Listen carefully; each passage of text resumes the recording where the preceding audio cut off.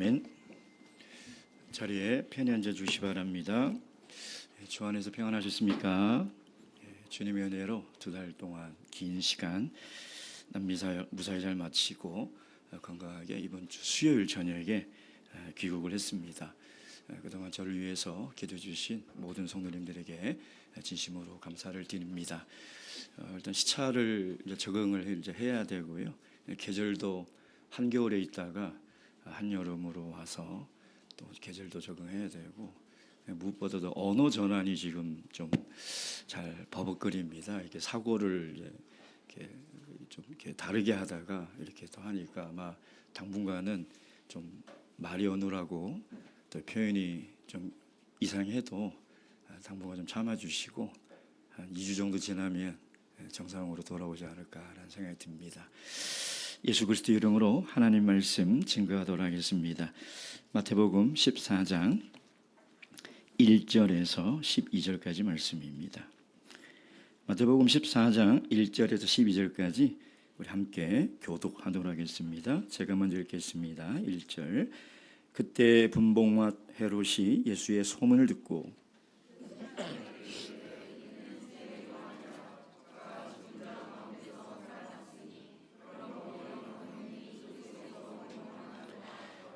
전에 헤롯이 그 동생 빌립의 아내 헤로디아의 일로 요한을 잡아 결박하여 옥에 가두었더니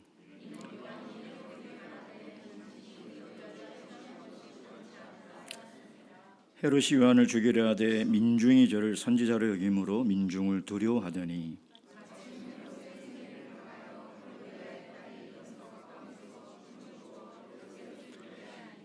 헤롯이 맹세로 그에게 무엇이든지 달라는 대로 주겠다 허락하거늘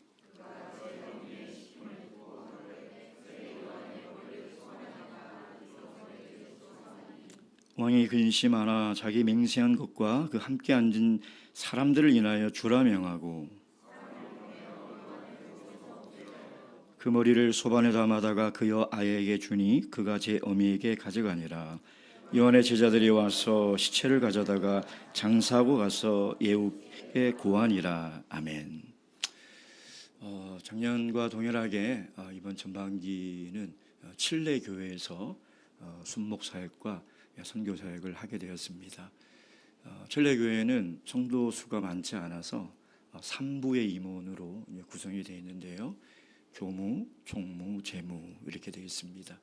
그 중에 우리 유자매님이라고 하시는 분이 이제 재무를 담당하고 계신데 올해도 여김없이 정말 사람과 겸손과 섬김으로 참 교회 일에 충성을 다하는 그런 일꾼이었습니다.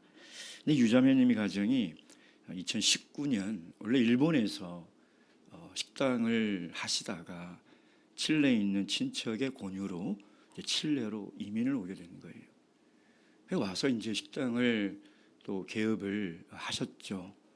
하자마자 코로나가 터진 거예요. 그래서 한 2억 5천 정도 손실을 보고 가게 문을 닫게 되었습니다. 이제 그러다가 다른 지인의 소개로 이제 문구점 도매를 시작한 게 된 거죠. 하나님의 은혜로 한 3년 동안 사업이 좀 잘 됐어요. 가게를 3개 정도 운영을 하면서 빚도 이제 거의 다 갚아가는 이제 그런 상황이었습니다. 근데 올해 제가 칠레 가보니까 경제와 치안이 작년 대비해서 너무나 많이 더 안 좋아져 있는 상황을 제가 보게 되었고요. 그 결과 세계에 있는 그 상점 중에 1개는 이미 정리를 하셨고 제가 갔을 때 2개 중에 1개를 정리를 이렇게 하고 계셨어요. 제가 물어보니까 거의 한 달에 한 200만 원 이상의 적자를 올해 보면서 계속 이렇게 버티고 계셨더라고요. 그래서 제가 이렇게 상담을 하는데 눈물을 흘리시면서 목사님 정말 사는 게 너무 힘듭니다. 먹고 살 게 없을 정도로 참 너무 힘듭니다. 근데 하나님께서 맡기신 이 임원 사역의 직분이 올해 말까지니 제가 못 먹는 한이 있더라도 이 사역을 다 마무리를 하고 다른 나라로 이민을 갈 생각입니다. 이런 고민을 저에게 말씀을 하시는 거예요.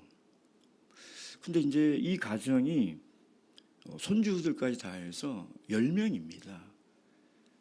근데 칠레 교회 출석 성도의 절반이에요. 이 가정이 여기를 떠나면 칠레 교회는 어떻게 될까? 이런 이제 걱정이 되는 겁니다.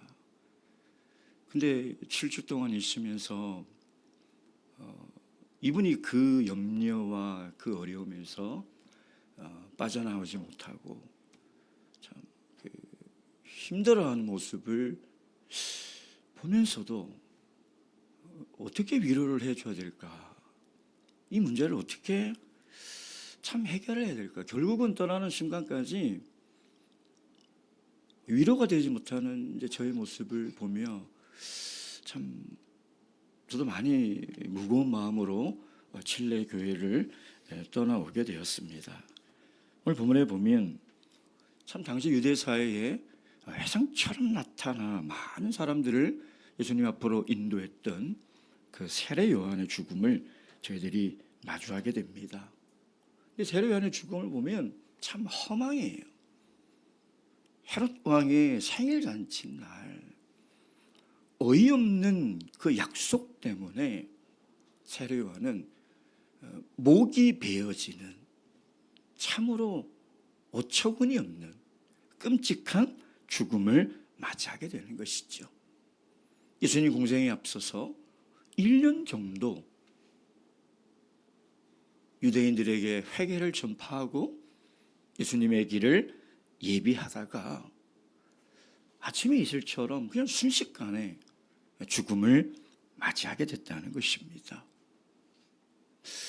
어쩌면 한 사람의 100마디 말보다 아무 말 없는 죽음이 우리 인생에게 더 큰 깨달음을 줄 때가 있지 않습니까? 오늘 이 세례 요한이 이 죽음을 통해서 우리에게 주시는 메시지가 무엇일까? 오늘은 이 세례 요한의 죽음 앞에 우리는 무엇을 배워야 하는가? 함께 이 은혜를 나눴으면 합니다. 먼저 이 저자 마태가 세례 요한의 죽음을 기록한 이유가 무엇인지를 우리가 알아야 합니다. 2달 만에 제가 다시 마태복음을 강의하는데 그 수자에게 참 무거운 죽음이어서 저도 사실 많이 좀 당황스럽습니다. 우리가 기억을 더듬으면 얼마 전까지 예수님은 비유의 말씀을 통해서 하나님 나라에 대해서 가르치셨죠. 근데 그 하나님 나라의 설교가 끝나자마자 세례 요한의 죽음을 우리에게 이야기를 하고 있는 것입니다. 도대체 왜 저자는 왜 세례 요한의 죽음을 여기에 기록을 하였나는 것이죠. 그것을 알기 위해서는 우리가 마태복음 13장 53절에서 58절을 봐야 합니다. 예수님께서 천국 비유의 말씀을 다 마치시고 자신의 고향으로 돌아가셨어요. 그곳에서도 복음을 전파하십니다. 54절 말씀 보겠습니다. 13장 54절 다 함께 읽겠습니다. 시작. 고향으로 돌아가사 저희 회당에서 가르치시니 저희가 놀라 가로되 이 사람의 지혜와 이런 능력이 어디서 났느냐. 고향에서 하나님의 말씀을 가르치시는데 그 고향에 있는 사람들이 이런 의문을 가지는 것이죠. 이 사람의 지혜와 능력이 어디서 나왔느냐? 왜 이런 의심을, 왜 이런 의문을 가지는 걸까요? 왜 이런 의문을 가지고 있는 것일까요? 그것은 예수라는 이 사람을 30년 동안 봐왔기 때문인 것이죠. 55절, 56절 다 함께 읽겠습니다. 시작. 이는 그 목수의 아들이 아니냐? 그 모친은 마리아, 그 형제들은 야고보, 요셉, 시몬, 유다라 하지 않느냐? 그 누이들은 다 우리와 함께 있지 아니하냐? 그런즉 이 사람의 모든 것이 어디서 났느냐 하고. 즉 이런 놀라운 지혜와 능력이 하나님 말고는 이런 지혜와 능력을 행할 자가 없는데 이 예수라는 사람은 우리가 잘 알고 있지 않느냐는 것이죠. 가난하고 평범한 목수의 아들이고 우리가 그 누이와 형제를 다 알고 있는데 도대체 이 능력이 어디서 왔냐는 것이죠. 쉽게 얘기하면 예수가 행하신 모든 기적과 말씀을 듣고 보고도 못 믿겠다는 것입니다. 믿고 싶지 않다는 것이죠. 그 지혜와 능력의 원천이 하나님이 아니고서는 할 수 없는 일인데 못 믿겠다는 것이죠. 인정하지 않겠다는 것입니다. 그래서 저자는 이 지혜와 능력이 어디서 나왔느냐, 이 의문과 질문에 대한 대답을 지금 우리에게 하고 있는 거예요. 그것을 세례요한의 죽음을 통해서 우리에게 이야기하고 있는 것이죠. 이 지혜와 능력이 어디서 나왔습니까? 세례요한의 죽음이 끝나고 우리가 14장의 말씀을 보면 두 가지의 큰 기적이 나옵니다. 첫째는 오병이의 기적이 나와요. 두 번째는 무리를 걸으시는 기적이 나옵니다. 우리가 너무나 잘 알고 있는 기적이 이어서 나오는 것이죠. 이 기적을 기록한 이유는 이 지혜와 능력이 어디서 나왔느냐, 즉 예수가 누구냐는 이 질문에 대한 대답을 하고 있는 것이죠. 14장 33절 말씀 다 함께 읽겠습니다. 14장 33절 시작. 배에 있는 사람들이 예수께 절하며 가로되 진실로 하나님의 아들이로소이다 하더라. 마태는 이것을 이야기하고 싶었던 것입니다. 마태는 세례요한의 이 죽음을 통해서 예수가 하나님의 아들이며 그가 그리스도라는 것을 이야기하고 싶었던 것이죠. 그러면 두 번째, 왜 헤롯 왕은 세례요한을 죽였냐는 거예요.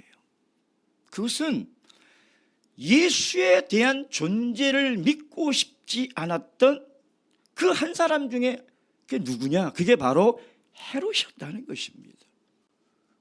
예수의 기적과 이사를 소문으로 들었고 그가 전파한 하나님 나라의 복음을 듣고서도 예수를 믿지 않고 부인하고 싶고 그를 받아들이고 싶지 않았던 사람 중에 한 사람이 누구냐?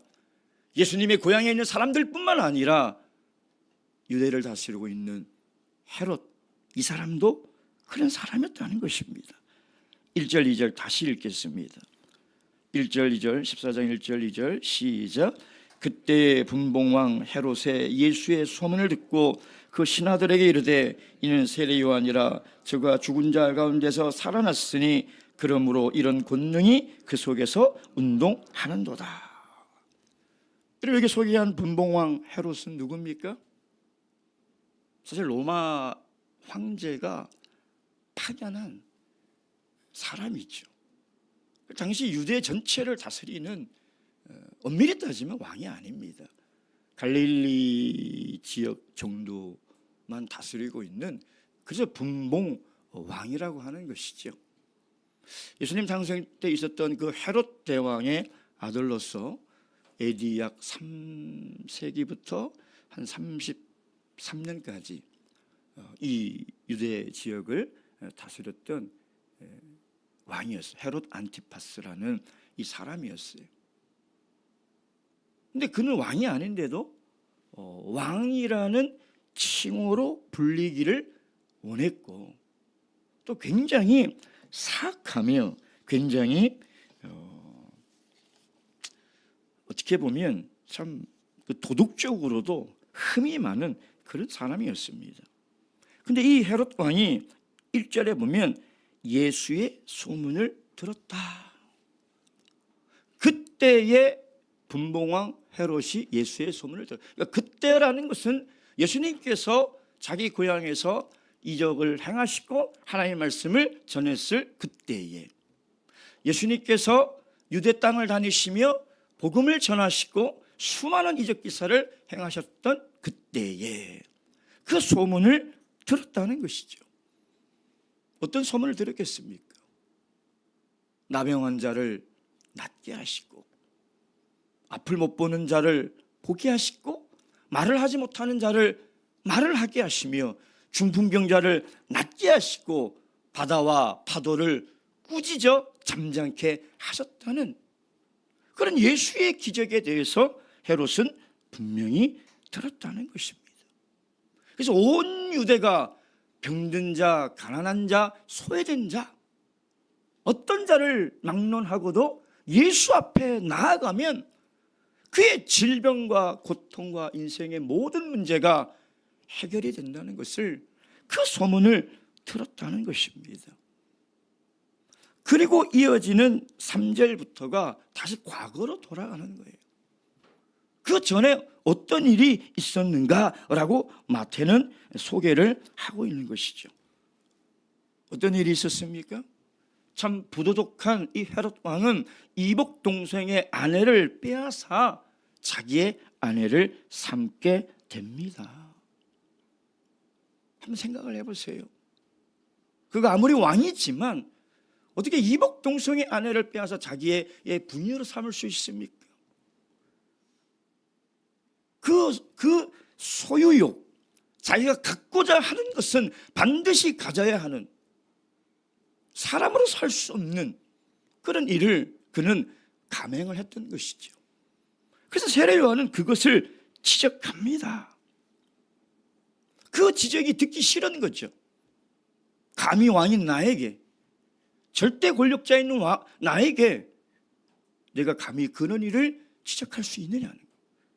당장에 죽이고 싶지만 백성들이 이 세례 요한을 위대한 선지자로 여기기에 그를 죽이지 못합니다.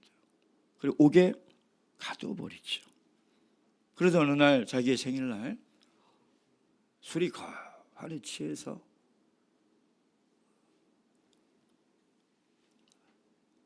장담도 하지 못할 그 약속을 해버리게 되는 것이죠.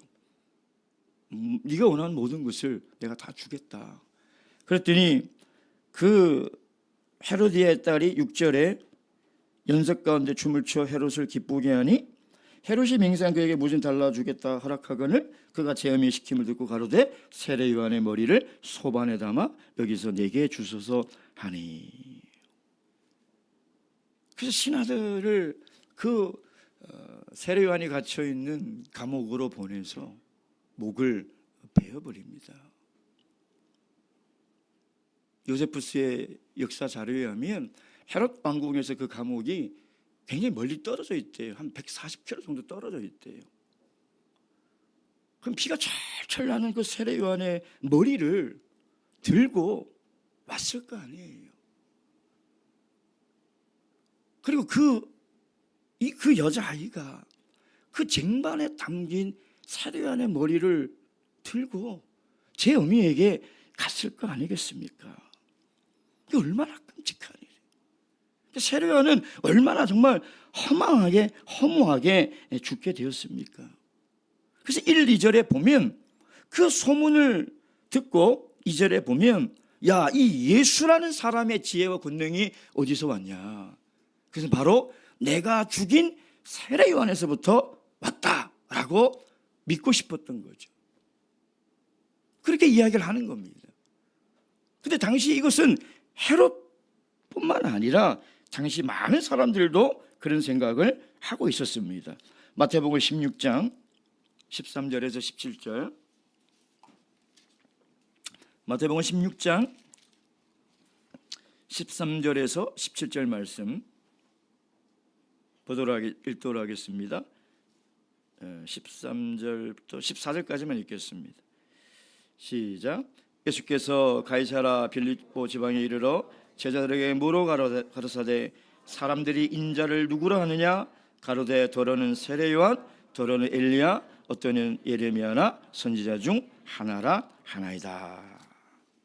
지금 사실 유대에 있는 사람 헤롯 대왕뿐만 아니라 예수님을 믿고 따르는 제자들도 예수님에 대한 바른 인식이 부족했던 것이죠.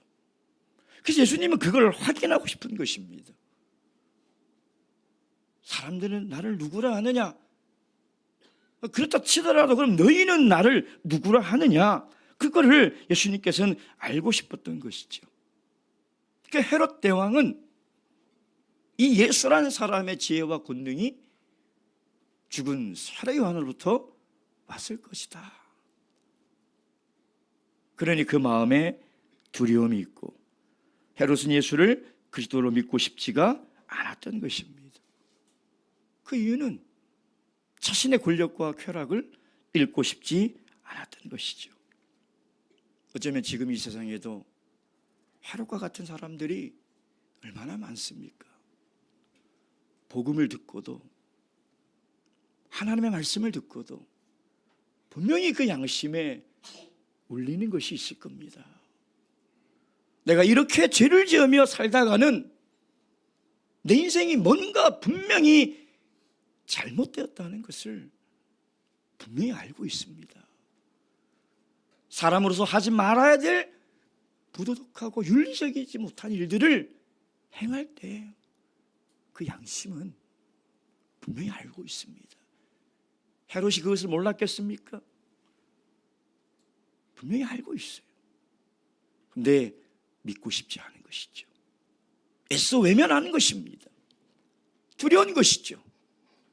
그것을 믿는 순간, 인정하는 순간 내가 세상에서 누리는 것들이 다 사라지게 될 것 같은 것이죠. 그래서 이 헤롯의 정말 불행한 이유가 어디에 있느냐? 세례 요한은 분명히 하나님의 말씀으로 그 죄를 지적했을 거예요. 왜냐하면 레위기에 보면 분명히 형제간에 이런 일들을 하지 말라고 하나님의 율법에 기록이 되어 있습니다. 하나님의 말씀으로 그 죄를 지적당할 때 올바른 반응을 하지 못했던 거예요. 여러분, 지금도 사람들은 하나님의 말씀으로 자기 죄를 지적을 당할 때 두 가지의 반응을 보입니다. 첫째는 다윗처럼 통회합니다. 자신의 죄를 자복합니다. 왕이지만 하나님의 말씀으로 내 죄가 드러날 때 하나님 앞에 통회하는 심령으로 회개합니다. 둘째는 사울처럼 끝까지 자기 변명하고 끝까지 자기 죄를 감추려고 하는 거예요. 헤롯 왕은 두 번째 종류의 사람이에요. 여러분, 이런 헤롯과 같은 사람이 되어서는 안 돼요. 하나님의 말씀으로 내 잘못을, 죄를 드러내려고 할 때 그것이 내가 살 길임을 믿어야 되는 거예요. 그 기분 나빠하지 마세요. 제가 여러분을 미워할 이유가 뭐가 있겠습니까? 제가 여러분에게 싫은 소리를 할 이유가 뭐가 있겠냐 이 말이에요. 하나님의 말씀이 우리의 죄악을 지적할 때 그걸 받아들여야 돼요. 그걸 통회하고 회개해야 되는 거예요. 헤롯은 그래서 불행한 사람이에요. 그렇다면 이제 이 세례 요한의 죽음이 우리에게 말하는 것이 무엇이냐 이 말이에요. 12절 말씀 보겠습니다.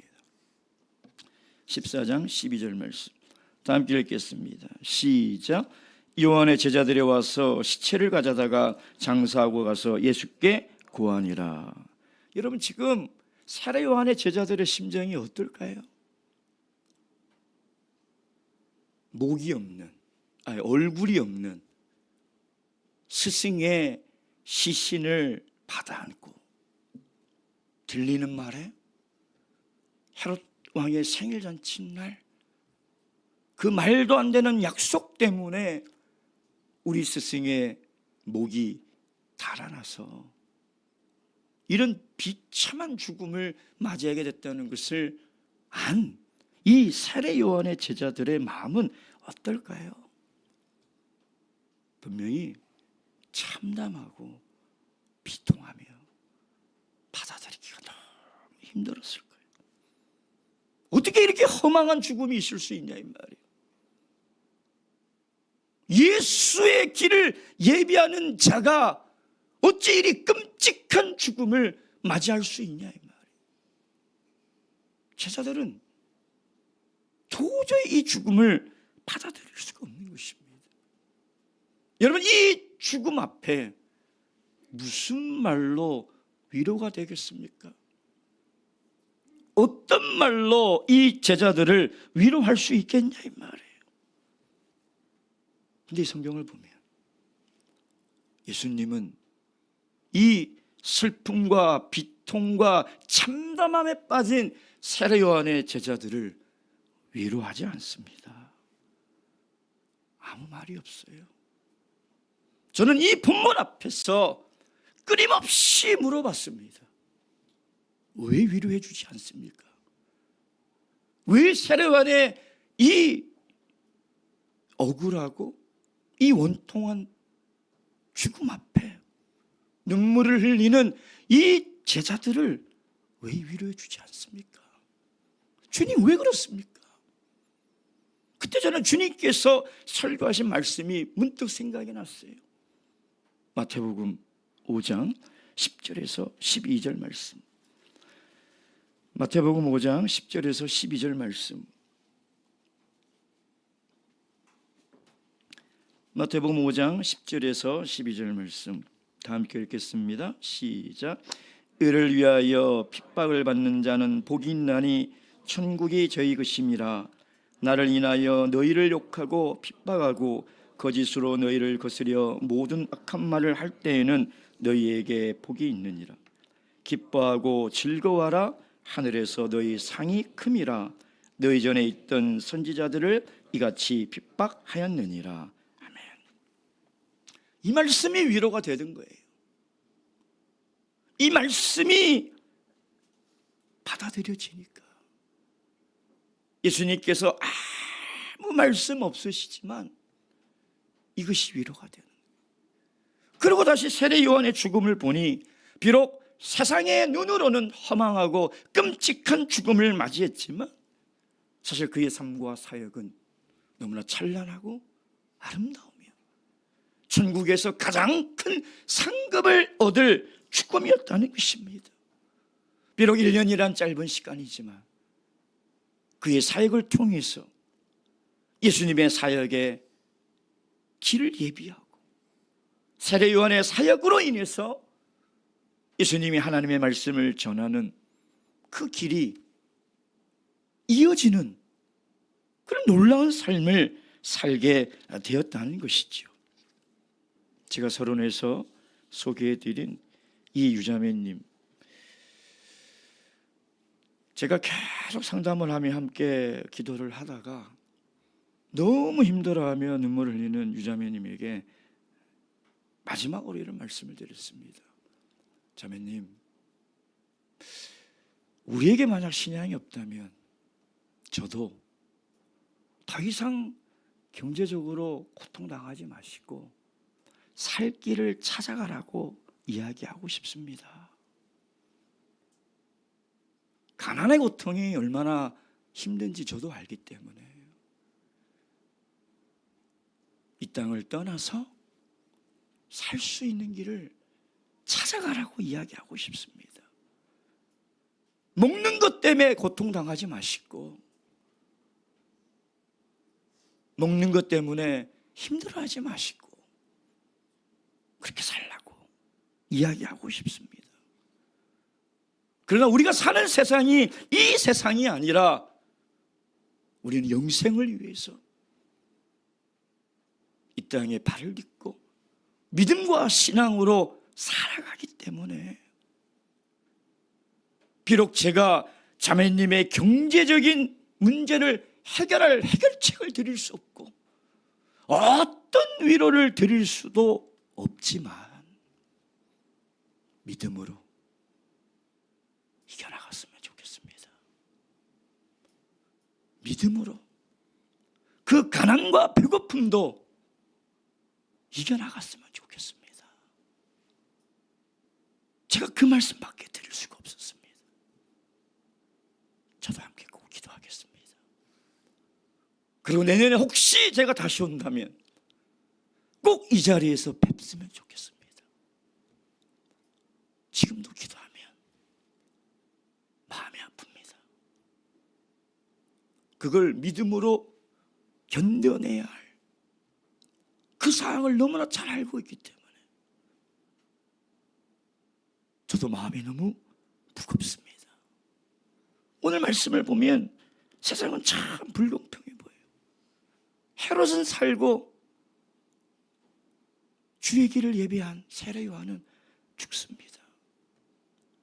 악인은 형통하고 의인은 고난과 고통을 받습니다. 하나님을 믿지 않는 불신앙의 사람들은 날마다 잔치하며 먹고 마시며 즐겁게 갖고 싶은 것 갖고 하고 싶은 거 하며 살아갑니다. 하나님을 믿는 신앙인들은 고통과 어려움 속에서 몸부림치며 살아간다는 것이죠. 그래서 신앙은 참 역설적이에요. 정말 내가 살아보려고 하나님께 나왔는데 하나님은 죽어야 산다고 하십니다. 너무나 세상의 짐이 무거워서 좀 교회에 나와서 말씀으로 위로를 받고 싶은데 예수님은 멍에를 같이 지고 배우라고 하십니다. 세상에 사는 게 너무 힘들어서 교회에 와서 좀 쉬고 싶은데 예수님은 자신의 십자가를 지고 따라오랍니다. 참 신앙은 어렵습니다. 만약 우리에게 영생이 없고 신앙이 없다면 이렇게 살고 싶지도 않고 이렇게 살 수도 없고 이렇게 살고 싶지도 않습니다. 왜 우리가 이렇게 살아야 됩니까? 왜 의를 위하여 참아야 되고 복음을 위하여 고난을 당해야 되고 신앙 때문에 왜 그걸 고민해야 되냐 이 말이에요. 떠나면 되는 거죠. 아니 내가 먹고 살 게 없어서 내가 떠나겠다는데 누가 나에게 손가락질을 하겠냐 이 말이에요. 내가 죽게 생겼는데 내 자녀와 내 손주들이 먹을 게 없어서 날마다 빚에 고통받고 밤마다 잠을 못 이루고 있는데 누가 그 가정을 잡을 수 있겠냐 이 말이에요. 어떤 말로 위로를 할 수 있겠습니까? 우리에게 믿음과 영생의 눈이 없다면 아마 우리도 이렇게 살 이유가 없습니다. 신앙이 없다면 누가 이렇게 살라고 하겠습니까? 그러나 우리에게 믿음이 있고 영생이 있기에 우리가 어떻게 사는 것이 정말 잘 사는 것이고 우리가 어떻게 살아가는 것이 우리 인생이 정말 가치 있고 행복하며 복된 삶이라는 것을 우리가 알지 않습니까? 사람은 아는 만큼 보이고 보이는 만큼 살아가는 존재예요. 우리가 믿는 예수님에 대해서 우리가 얼마만큼 알고 있습니까? 우리가 의지하는 그 예수님에 대해서 우리가 정말 똑똑히 보고 있습니까? 그분은 천지를 창조하신 창조주 하나님이시며 인간을 만드시고 지금도 생과 사하와 복을 주관하시는 하나님이십니다. 그분이 나와 함께 계십니다. 그분이 나를 보고 계십니다. 그것이 신앙입니다. 그러니 그렇게 살아가야 되는 거예요. 하나님이 우리 인생을 향한 뜻이 그거라는 거예요. 의를 위하여 핍박을 받으라는 거예요. 신앙 때문에 고통을 받으라는 거예요. 영생을 위해서 이생의 것들을 내려놓으라는 거예요. 고통스럽지만 포기하기 싫지만 그것이 나를 지으신 하늘의 아버지가 나를 향한 뜻이라는 거예요. 광야에서 약대 털을 옷을 입고 석청과 메뚜기를 먹었던 그의 삶이 얼마나 힘들었겠냐 이 말이에요. 절대 권력자에게 바른 의의 말씀을 지적하는 그의 마음에 얼마나 두려움과 부담이 있었겠냐 이 말이에요. 시퍼런 칼날이 자기의 목날을 내려칠 때 죽음이 무섭지 않았겠냐 이 말이에요. 그러나 누가 세례 요한의 죽음을 실패라고, 누가 감히 그의 죽음이 허망하다고 이야기할 수 있겠습니까? 묵도하시겠습니다.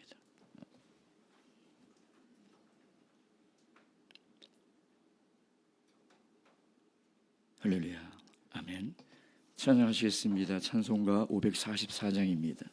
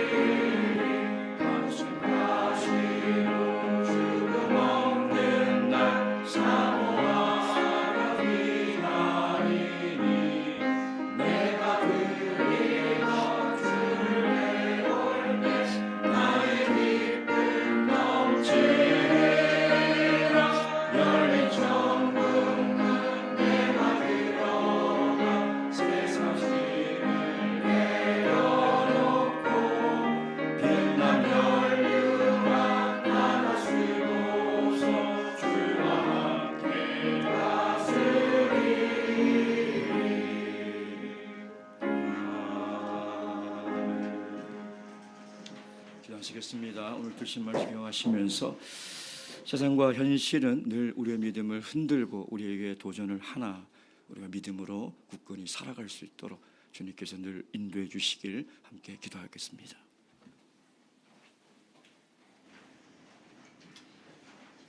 할렐루야. 예수 그리스도의 이름으로 기도드리옵나이다.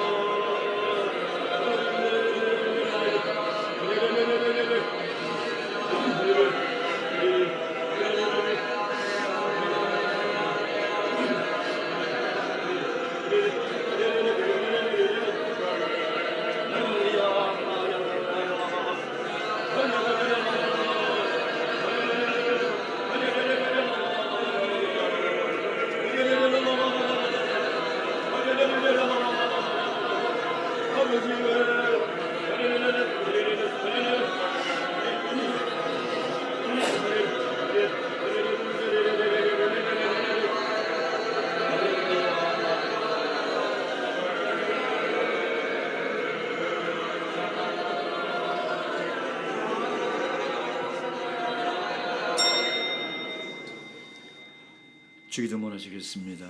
하늘에 계신 우리 아버지여, 이름이 거룩히 여김을 받으시오며 나라의 마옵시오며 뜻이 하늘에서 이룬 것 같이 땅에서도 이루어지이다.